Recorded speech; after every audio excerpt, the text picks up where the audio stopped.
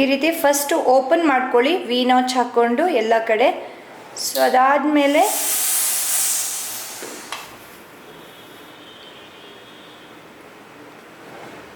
ಈ ರೀತಿ ಪ್ರೆಸ್ಸಿಂಗ್ ಮಾಡ್ಕೋಬೇಕು.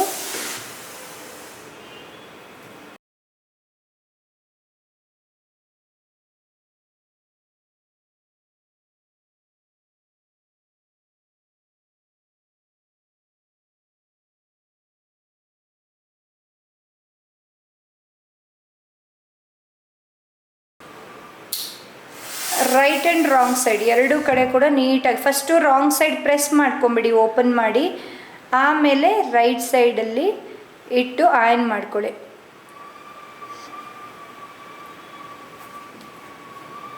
ಅದೇ ರೀತಿ ಲೈನಿಂಗ್ ಪಾರ್ಟು ಕೂಡ ಓಪನ್ ಮಾಡಿ ಕೂಡ ಮಾಡ್ಬೋದು, ಇಲ್ಲ ಒಂದು ಕಡೆ ಕೂಡ ಟರ್ನ್ ಮಾಡಿಬಿಟ್ಟು ನೀವು ಇದನ್ನು ಮಾಡ್ಕೋಬೋದು.